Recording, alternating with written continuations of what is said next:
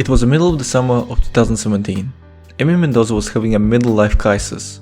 IRS has yet again revoked her properties and tried deporting her. However, through legal loopholes and a lot of money, she was able to stay. But she did lose her houses yet again. Mendoza Enterprise was in shambles.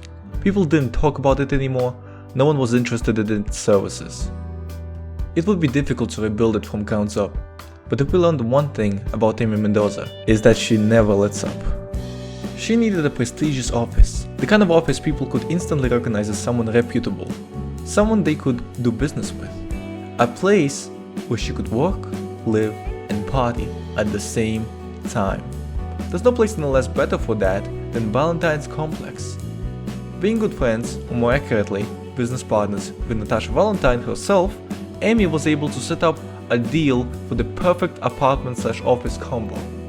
It had everything she needed: a massive green screen room, porn sets that could be used as luxurious bedrooms, a big lounge room, a pool just outside her property. It had everything going for it, except for one thing: the price.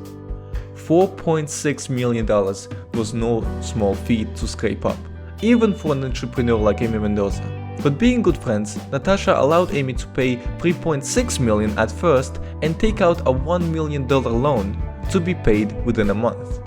Amy figured by that point she'd have enough time to reestablish her business, and once she acquired the property, she did the only sensible thing anyone would do in the situation. She began partying, and hard. Everyone was invited, it didn't matter: thugs, cops, liberals.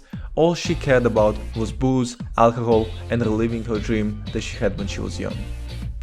It was everything she'd ever wanted. Not a care in the world, just party, party, party. Every party, someone was brutally beaten or even killed. Valentine Complex, hell, Los Santos in general, was used to that. It was a very hostile place, and Amy was too drunk to mind. At some point, Amy lost all sense of time.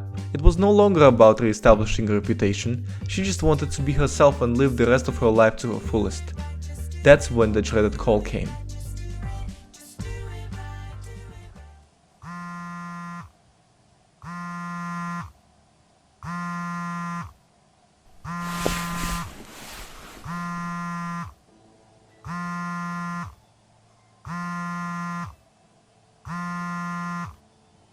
Natasha was a businesswoman, perhaps one of the richest businesswomen in Los Santos.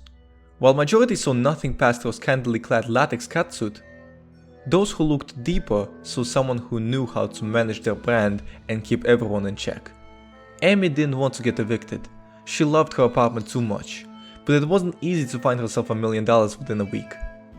Amy imagined what would her life be like back with her family, the one that despised her for dropping out of college that her brother robbed to save enough money for. What about her children? She wanted to leave the house for her kids. It was a big place in perhaps one of the safest areas, or so she thought at the time at least. Failure was not an option. Where do you get $1 million?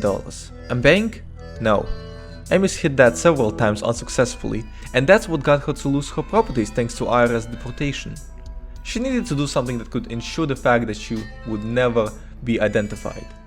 Waking up from the hangover, she made her way down to the underground garage, to her brown burrito. Not a piece of food, a van. Inside of it, she had a small armory. Most of the weapons she owned were small compact 9mm or .45 ACP handguns. Some of them were long trusted Benelli brand shotguns, but the one weapon stood out.